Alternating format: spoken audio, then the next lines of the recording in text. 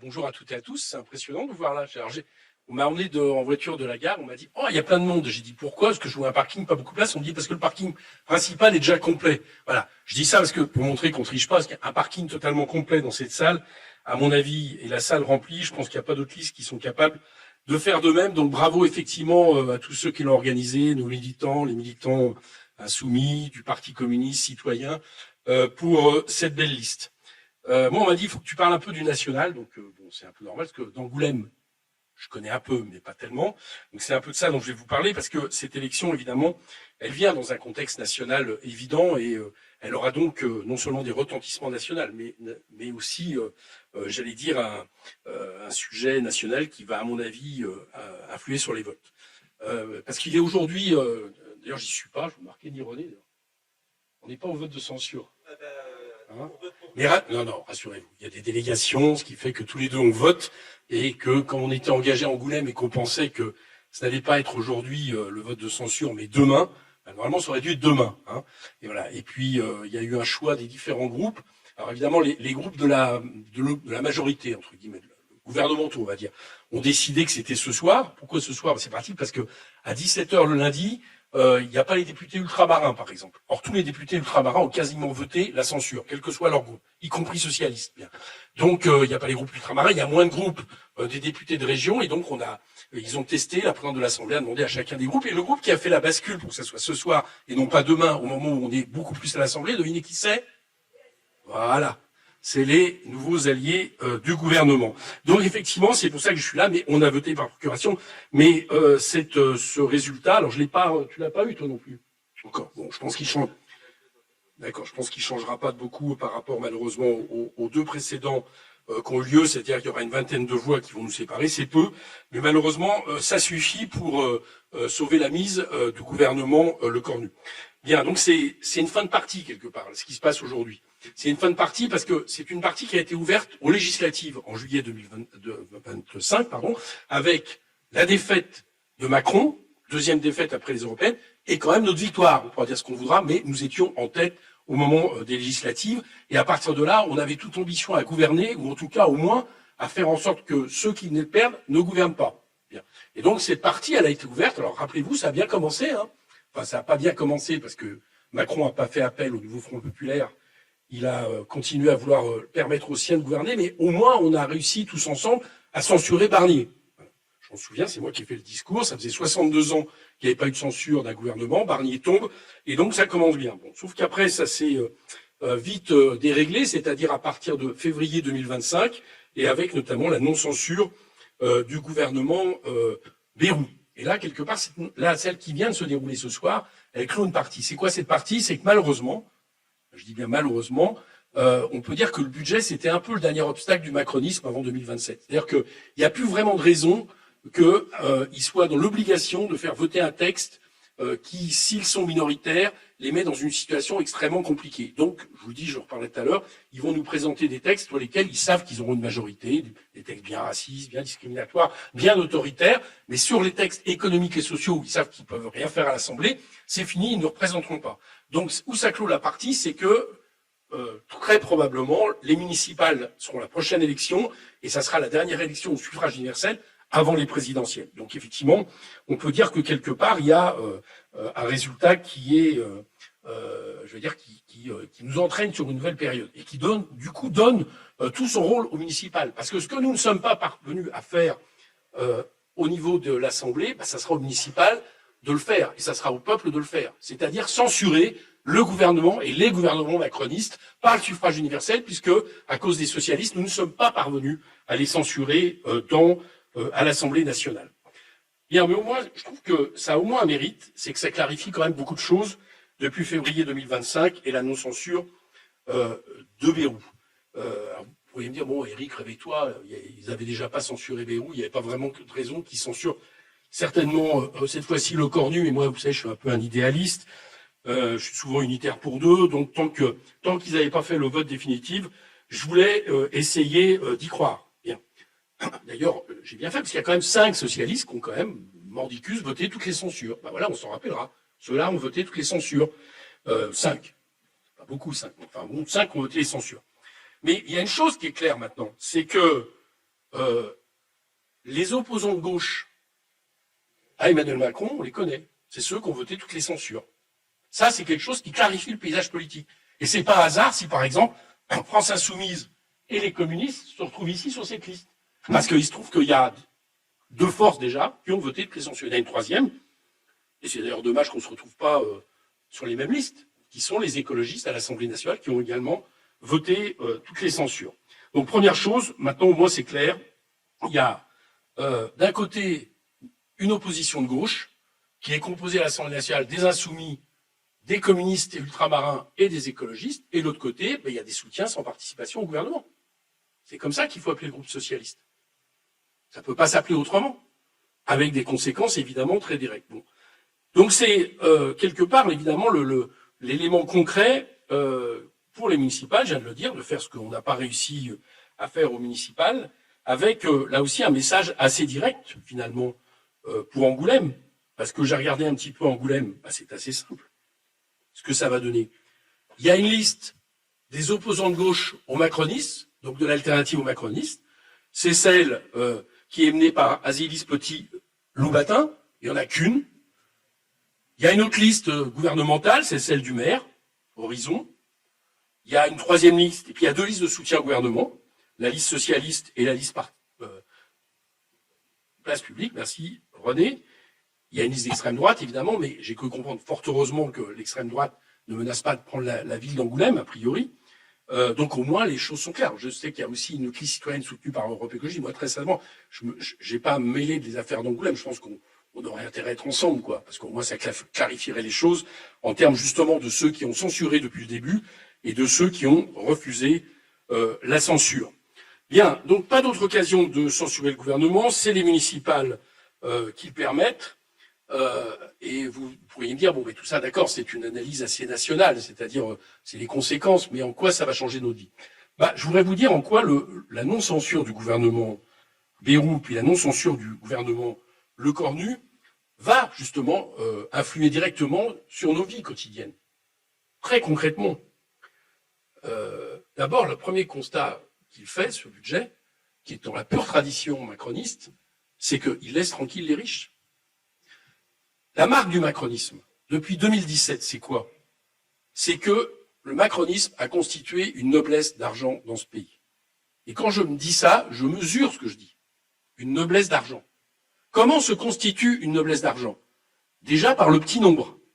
Parce que de la même manière que la noblesse, sous l'Ancien Régime, représentait environ 1% de la population, quand 98% c'était le tiers-état, c'est-à-dire tous ceux qui produisaient les richesses, il y avait un autre pourcent, c'était le clergé. De la même manière, là, on a affaire à des ultra-riches qui se comptent par quelques milliers. Quelques milliers. Donc, ils ont une richesse actuelle. Et comme Macron a mis en place, c'est pas lui qui a commencé, mais alors lui, je peux vous dire que ça s'est amplifié, des mécanismes qui leur permettent non seulement d'optimiser fiscalement leurs revenus, leur patrimoine, mais aussi leur succession, tous ces gens-là ont des enfants qui, avant même de savoir marcher, sont ultra-riches. C'est la caractéristique d'une noblesse. Donc, il a constitué une noblesse d'argent. Et quand je dis ça, c'est que ça a des répercussions, pas seulement, j'allais dire, sur la promesse républicaine. Liberté, égalité, fraternité. Où on voit bien que notre système est théoriquement antinomique. La preuve, on leur a coupé la tête. Enfin, au moins, pour certains.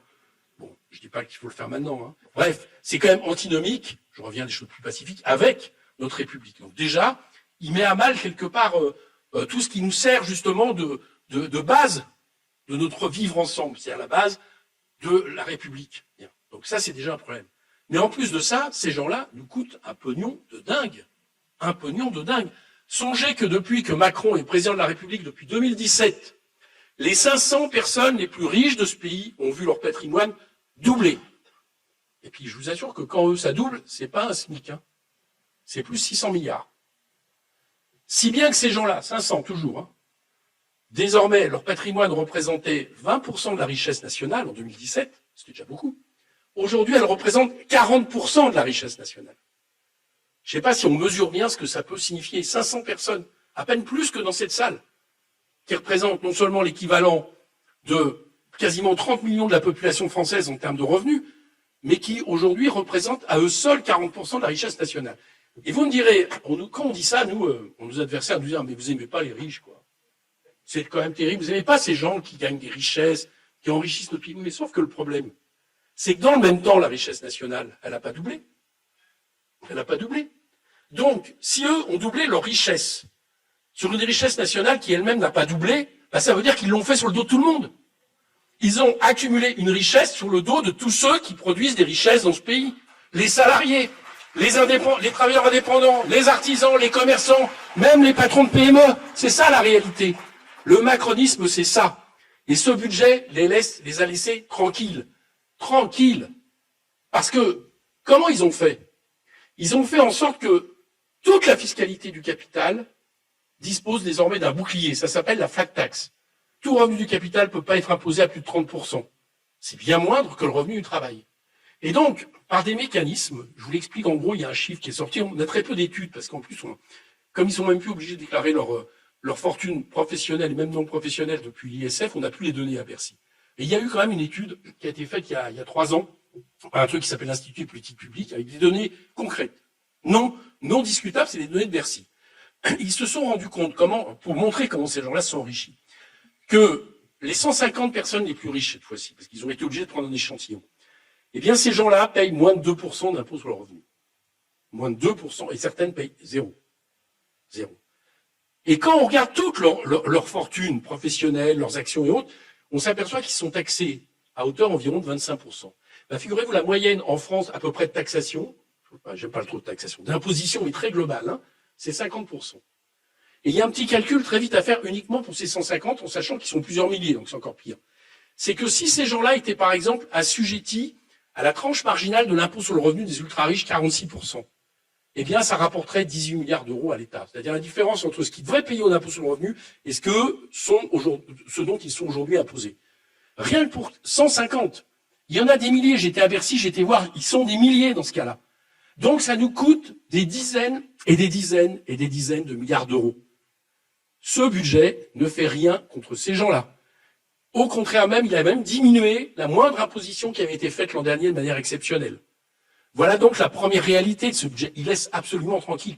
Et le pire de ça, c'est qu'à partir de là, on a des gens qui nous disent « mais la dette, c'est horrible. On ne peut pas continuer, quoi. Nos petits-enfants, vous connaissez la rengaine, bon, j'en reparlerai tout à l'heure. Et donc, il faut la réduire. Alors, qu'est-ce qu'on fait pour réduire le déficit? On pourrait se dire peut-être qu'il faut réduire le déficit en allant chercher un peu de leurs cadeaux qu'ils ont eus. Parce que, figurez-vous, tout cumulé, ces gens-là fait qu'il y a chaque année maintenant moins 100 milliards de recettes qui arrivent dans les caisses de l'État par rapport à 2017. C'est ça le déficit. Les dépenses publiques, elles n'ont pas augmenté par rapport au PIB. Ne les croyez pas. Quand ils vous disent les dépenses publiques n'arrêtent pas d'augmenter, elles ont baissé les dépenses publiques par rapport au PIB, par rapport à la richesse produite. Donc, si c'est eux les responsables, c'est là qu'il faudrait aller chercher l'argent pour réduire les déficits. Bien. Et qu'est-ce qu'on fait dans ce budget? On continue à baisser les dépenses publiques et on n'a pas touché à ces ultra-riches. Donc, c'est le premier problème dont il faut parler, c'est cette perpétuation d'une noblesse d'argent qui, en plus, nous impose de payer pour eux et de repayer pour eux. Alors après, j'ai regardé parce que les socialistes nous ont dit, puis le gouvernement nous le dit aussi, combien de temps j'ai en fait? Ça va? Bon, d'accord. Parce que je me dis, tiens, à chaque fois, je vais tenir dans le temps, puis à chaque fois, je dépense. Donc, les socialistes nous ont dit, mais quand même, nous, on a travaillé pour le peuple, quoi. On a trouvé un compromis. Vous, c'est sympa, les insoumis, les écologistes, les communistes, c'est des grands mots, mais après, vous n'êtes pas là pour essayer d'améliorer les choses. Alors, voyons voir le compromis. Alors, ils ont un premier compromis extrêmement fort. Ils nous ont dit, il y a 4000 postes d'enseignants qui devaient être supprimés, qui ne seront pas supprimés. Alors là, c'est le best. Parce que figurez-vous, avec François Bayrou en 2025, François Bayrou a annoncé que 4000 postes d'enseignants n'allaient pas être supprimés. C'était ça qui était une des raisons pour lesquelles les socialistes ne l'ont pas censuré. Et Pan, le cornu, janvier, dit il y aura 4000 postes d'enseignants qui ne sont pas supprimés. Je ne sais pas si vous m'avez suivi, mais en fait, ce qu'il a vendu une fois, l'autre l'a vendu un an après. Et puis là, dans le budget, c'est supprimé les 4000 postes d'enseignants. Alors je peux vous dire, pour Poitiers, c'est 110 postes en moins dans le premier degré, 125 postes en moins pour le deuxième degré. Voilà, vous pouvez remercier le groupe socialiste de ces postes supprimés d'enseignants. Bon, c'est juste un peu pour montrer une histoire. Alors on nous dit, oui d'accord, mais ok, on s'est trompé, il y a 2000 postes créés pour les AESH.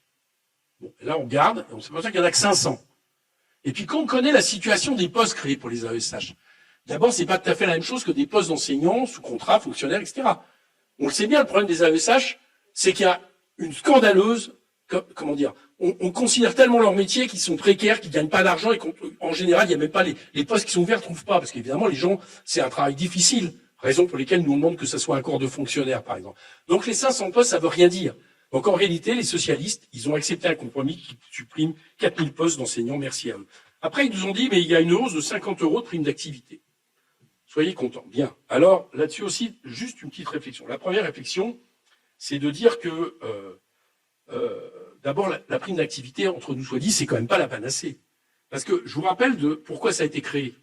C'est que, au lieu d'obliger les entreprises à augmenter les salaires, c'est l'État qui augmente, qui paye pour augmenter le pouvoir d'achat des salariés. Excusez-moi, mais comme partage de la valeur ajoutée entre le capital et le travail, c'est pas terrible, quoi. Il n'y a pas de raison que ce soit nous qui payons collectivement l'augmentation des salaires. Donc déjà, c'est pas terrible. Mais après, on regarde un peu plus dans le détail, on s'aperçoit quoi?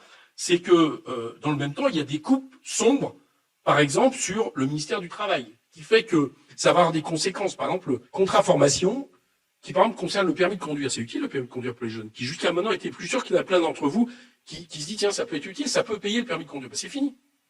C'est fini. Donc en gros, tout ce qui est fait au terme également de diminution des contrats aidés, en gros, il y a quelques miettes qui sont mises d'un côté, et de l'autre côté, on retire des paquets entiers en baissant les budgets, le ministère du Travail, le ministère de Solidarité, etc. Le logement, c'est pareil, on nous a dit, oh, mais c'est extraordinaire, on va augmenter le logement. Alors il a augmenté, certes, de 46 millions d'euros par un amendement. Par contre, le budget de l'ensemble de l'aide à l'accès au logement baisse, lui, 290 millions d'euros. Voilà, c'est juste pour des petites démonstrations. On nous a dit les fonds verts. Alors, les fonds verts, j'en parle parce que ça concerne directement les collectivités territoriales. D'accord? Les fonds verts, c'est un truc qui marche. C'est-à-dire, on fait en sorte que l'État assure un fonds pour qu'après, les collectivités mettent le supplément et comme ça, on a des investissements en matière écologique. Ben, ça marche tellement bien, là, ils nous ont dit qu'ils avaient augmenté, qu'en 2 ans, ça a 3 ans seulement d'âge, en 2 ans, c'est déjà moins 67% de fonds verts. Donc l'investissement baisse au niveau du fonds vert. Même l'investissement tout court, donc ils nous disent qu'il est absolument essentiel. C'est moins 1 milliard dans le budget France 2030. Où là, c'est quand même absolument incroyable. Parce que là, juste pour parler de leur discours sur cette histoire d'investissement. Alors, ils reconnaissent qu'il faut de l'investissement. Hein. C'est clair que pour essayer de redevenir un peu souverain d'un point de vue industriel, agricole, il faut investir. Et la France investit quasiment pas. Et ils nous disent, oui, d'accord, mais pour investir, il faut d'abord faire en sorte de régler la question de la dette. Donc, je ne sais pas si vous avez vu le cheminement, mais comme eux, dans leur plan, comptent en gros arriver à 3% de déficit, qui est la règle d'or européenne en 2029, si je les suis bien, ça veut dire qu'en France, on n'investit pas comme il faudrait d'ici 2029. C'est une ineptie et une stupidité incroyable. Parce que dans le même temps, les Allemands, ils ont décidé d'investir 60 milliards d'euros par an dans l'industrie. Alors certes, c'est la défense, c'est pas terrible, mais ils vont faire tourner leurs usines. Qu'est-ce qui va se passer, figurez-vous? C'est que ce qui se passe déjà, c'est qu'aux 2/3, ça explique le fait que tout d'un coup, ils ont une croissance qui commence à redémarrer. Et nous, on va rester sur le quai. Alors certes, on va s'occuper de la dette, on fera toujours des cadeaux fiscaux aux plus riches, mais on va pas investir. Et l'investissement, par exemple, en matière écologique, c'est absolument une catastrophe qu'on n'investisse pas. Aujourd'hui, pour respecter les accords de Paris, il faudrait 37 milliards d'investissements publics par an en plus. Dans le budget, là, il y en a moins 2 milliards d'investissements en matière de politique environnementale. Donc c'est vous dire à quel point ce budget va résoudre les problèmes. Je vous cite quelques autres chiffres. Fonction publique, moins 30% en 2 ans, 208 millions d'euros.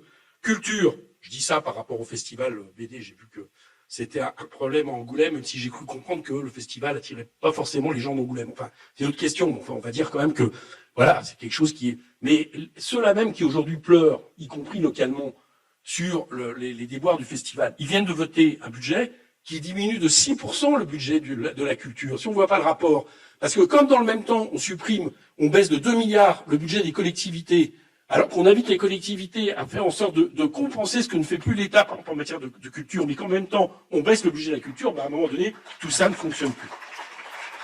Bon, je vous passe les détails, paysage, biodiversité, moins 6%, énergie, climat. Le sport, excusez-moi, je parle du sport, c'est quand même important le sport. C'est l'émancipation par le corps, c'est pas juste une activité comme ça. Il nous avait dit, les JO, ça va être un héritage extraordinaire. Moins 16% cette année, moins 31% du budget sportif en 2 ans. On sait tous ce que ça veut dire. Ça veut dire que les mômes, quand regardent les JO, qui ont envie de faire telle ou telle compétition, même, etc., mais ils n'auront pas le matériel, ils n'auront pas les équipements. Donc là aussi, évidemment, ça a des conséquences. L'agriculture, L'agriculture dont il nous disait, parce que vous ne votez pas suffisamment vite le budget, les agriculteurs ne vont pas avoir les fonds d'urgence. Moins 3% cette année, moins 14% en 2 ans de budget. Qu'est-ce que vous croyez qu'il va y avoir comme fonds d'urgence pour les agriculteurs? Bien. Là, je passe les autres éléments parce que je sais que je fais trop rapide. Juste pour montrer quand même, parce qu'on ne s'intéresse pas uniquement au budget qui nous concerne, mais évidemment au budget aussi qui concerne la France. Dans le budget cette année, l'aide au développement, absolument fondamentale pour aider les pays du Sud, au moment même où Trump réduit ça quasiment à néant, aux questions de santé et d'environnement, dont on comprendra que c'est une bêtise absolue, parce que les microbes, les virus, les questions de réchauffement planétaire, ça ignore les frontières et ça ignore les mers. Autrement dit, ce qu'on n'investit pas maintenant pour aider les pays du Sud de ce point de vue-là, on va le recevoir en plein. Eh bien, la France se débrouille pour baisser le budget de l'aide au développement de 40% en 2 ans. Ce qui fait que pour les ONG, ils sont en train de dire, mais vous faites en fait du sous-Trump, peut-être encore du sous, mais du Trump quand même par rapport à ça. Et ça a des conséquences sur ce qu'on renvoie comme chose. Parce que dans ce budget, il y a des mesures qui sont absolument scandaleuses. J'espère d'ailleurs qu'on va les faire sauter par recours au Conseil constitutionnel. Il y a le fait de remettre en question les APL pour les étudiants non extra-communautaires.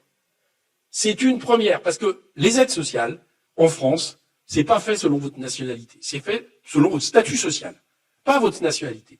Donc c'est la préférence nationale. D'ailleurs, c'est tellement vrai que dans le programme de Jean-Marie Le Pen, UFN, c'était inscrit dans les premières mesures de supprimer l'APL pour les étudiants extra-communautaires.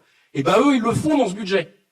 Et comme ça ne les satisfait pas seulement de faire ça dans ce budget, en même temps, ils ont remis dans le budget quelque chose pourtant qu'on a battu à l'Assemblée, qui est la multiplication du droit de timbre pour les étrangers pour renouveler leurs papiers et leur acquisition de nationalité. Vous avez compris, ce qui est visé là-dedans, c'est pas des économies, c'est des œillades appuyées sur les partis de droite et d'extrême droite, et pense-t-il des électorats de droite et d'extrême droite. Et là, je voudrais juste prolonger, j'arrive à la fin, vous inquiétez pas, je voudrais juste prolonger ce qui va se passer là cette année à cause du fait de ne pas avoir censuré Bayrou, à cause du fait de ne pas avoir censuré Le Cornu. Nous, on l'a vu l'autre jour avec la niche LR, avec René. Ça a été une journée traumatisante. Parce que c'était la droite dite républicaine qui a proposé des textes pires que le RN, à droite du RN. Par exemple, le droit de présomption présomption de légitime défense pour les policiers pour tirer. Voilà. Je dis ça parce que présomption de légitime défense pour les policiers pour tirer, c'est ce qui a été invoqué pour ICE quand ils ont tué l'infirmier à Minneapolis. On a dit mais il se sentait en danger. Donc vous voyez bien ce que ça peut faire. Bon. Ça a été, heureusement, on a réussi à repousser. Ils sont pas arrivés à minuit ça s'arrête, ils n'ont pas pu voter. Mais le gouvernement a déjà dit qu'ils allaient le reprendre. Et donc, ils vont faire passer ce texte avec une majorité qui va du bloc central au RN. Et ils vont faire ça sur plein d'autres textes. Il y en avait un autre pour remettre en question le premier, mais ils ont un autre pour la PPL dite Yadan, c'est-à-dire qui est pour dire que l'antisionisme est un antisémitisme et en réalité pour criminaliser toute critique du gouvernement Netanyahou. Et ben ça, ils vont nous le passer cette année avec ces majorités-là.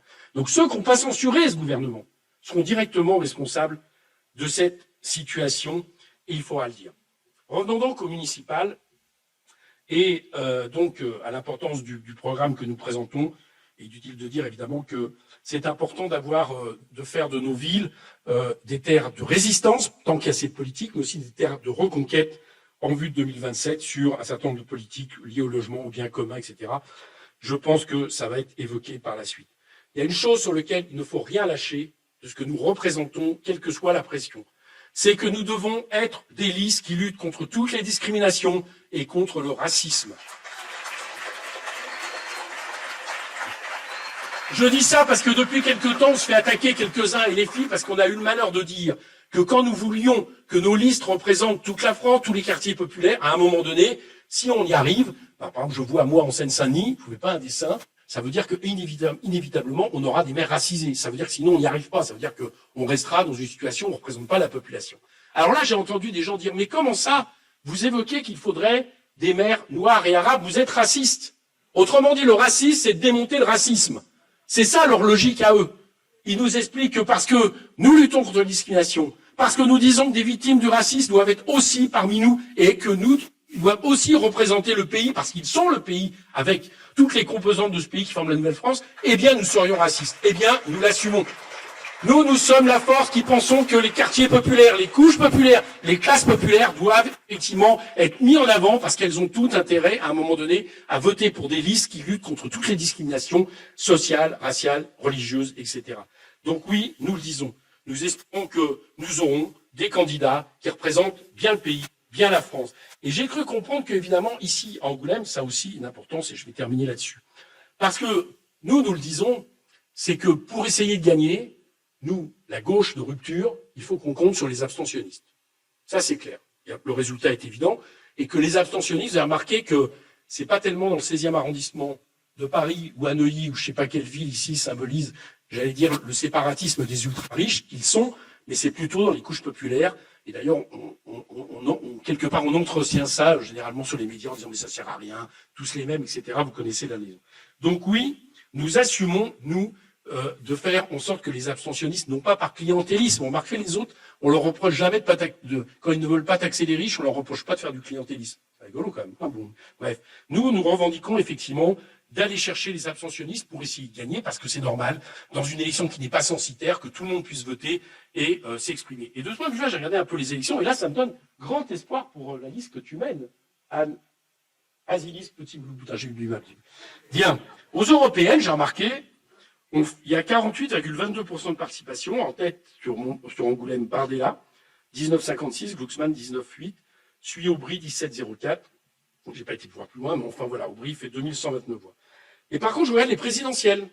Présidentielles, 71% de participation. Jean-Luc Mélenchon arrive en tête, largement devant Macron et Marine Le Pen, 5690 voix, le double de nombre de voix de Manon Aubry. Autrement dit, notre objectif, il est là.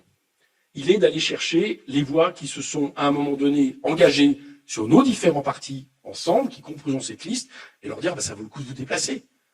Parce que ces villes, c'est important d'avoir des majorités. Et si elles se déplacent, on gagne.